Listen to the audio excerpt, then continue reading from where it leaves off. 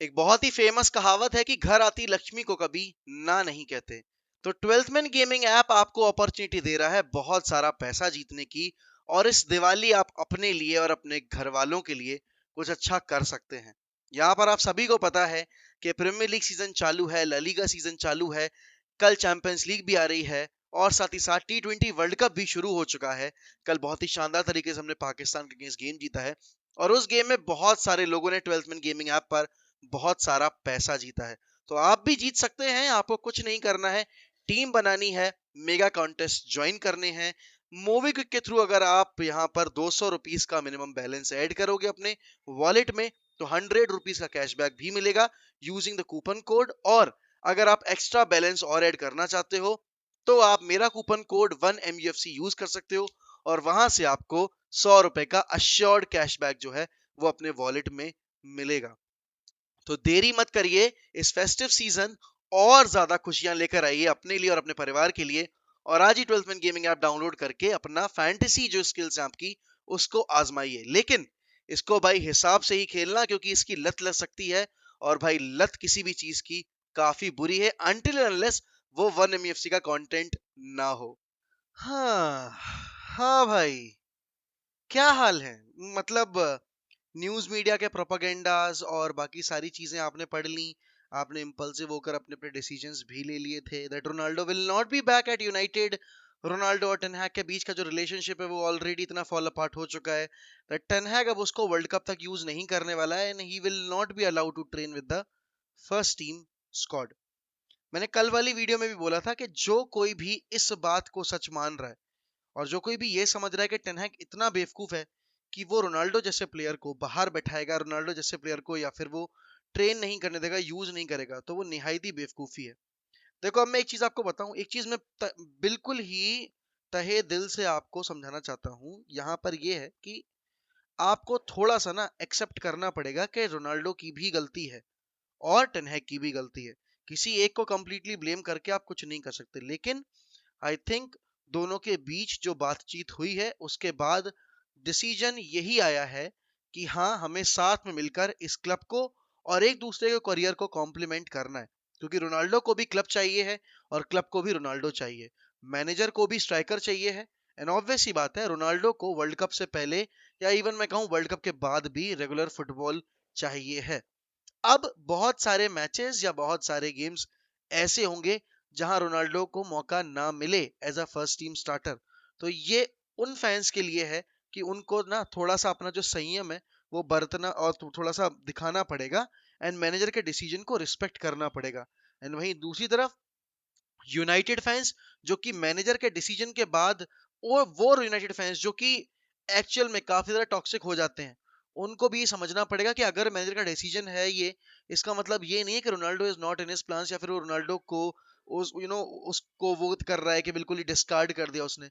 नहीं है भाई, दोनों सेट ऑफ फैंस को यहाँ पे भाई अपनी जो एक तरीके से मेंटेलिटी है वो इम्प्रूव करनी पड़ेगी, वो बिहेवियर इम्प्रूव करना पड़ेगा।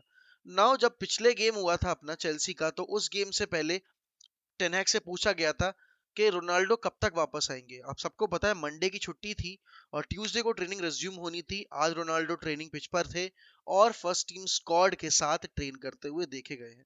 बहुत ज्यादा रेज हुआ था मीडिया में, बहुत ज्यादा रेज हुआ था फैन बेस में कि कैसे कर सकते हैं टेनहैग उसको बेसिकली एक अंडर 21 स्क्वाड के साथ फोर्स कि आप उसके साथ ट्रेन करो। आई थिंक यार देखो, अगर स्कूल में कोई टीचर है, कोई अगर आपको पनिशमेंट दे रहा है, भले ही आप स्कूल कैप्टन क्यों ना हो, भले ही आप स्कूल के सबसे ब्राइटेस्ट किड क्यों ना हो, ठीक है ना, और उस प्रिंसिपल के पास उस स्कूल में आते हुए एक्सपीरियंस बिल्कुल नहीं हो, उसे आपके बारे में पता सब है, लेकिन क्योंकि उसको एग्जाम्पल सेट करना है तो उसको अपने तरीके से चीजें करनी पड़ेंगी। तो कहीं ना कहीं टेनहैग जो है वो प्रिंसिपल है यूनाइटेड का और उसको रूल्स एंड रेगुलेशंस सिखाने पड़ेंगे सभी को।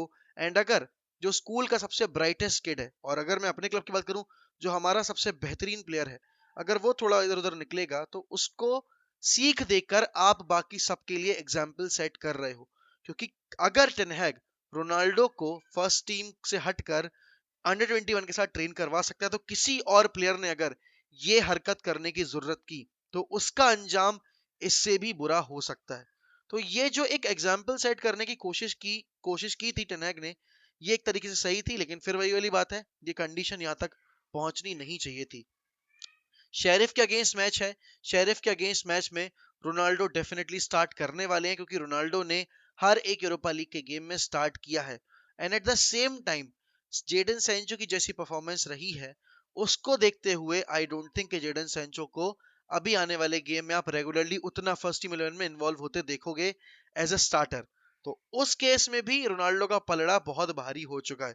और क्योंकि रोनाल्डो पिछले 2 गेम्स में बिल्कुल नहीं खेले हैं, चाहे वो चेल्सी वाला गेम हो, चाहे वो आपका स्पर्स वाला गेम हो, तो ऑब्वियस सी बात है फ्रेश लेग्स हैं रोनाल्डो के। ट्रेनिंग पिच पर उन्होंने अपना जो अमाउंट बिताना चाहिए टाइम का वो बिता चुके हैं। तो ऑब्वियस सी बात है वो फिटनेस लेवल भी अटेन कर चुके हैं। अब यहाँ पर बहुत सारी जो चीजें हैं ना, वो आपको समझनी पड़ेंगी भाई, कि अगर न्यूज मीडिया हमारे प्लेयर के बारे में, हमारे मैनेजर के बारे में किसी भी रिफ्ट की रिपोर्ट अगर पब्लिश करता है, तो उस पर ओवर रिएक्ट करने से अच्छा है कि थोड़ा सा संभल जाओ, थोड़ा रुक जाओ, मैनेजर की प्रेस कॉन्फ्रेंस का वेट करो, या फिर जो ट्रेनिंग पिच की वीडियोस हैं या फोटोज हैं या मैच में जो हो रहा है उसके बेसिस पर अपना परसेप्शन और अपनी हेट जो है वो आप सामने प्रेजेंट करो। उस दिन जो भी डिसीजन निकल कर आया मैच में, उस दिन चेल्सी वाले में, मतलब जो एक्सट्रीमिस्ट होते हैं ना, वो भाई आकर यूनाइटेड को गाली दे रहे थे एंड वो बेसिकली अब्यूज कर रहे थे। जवाब में जो यूनाइटेड के एक्सट्रीमिस्ट हैं उन्होंने भी गाली देनी शुरू कर दी।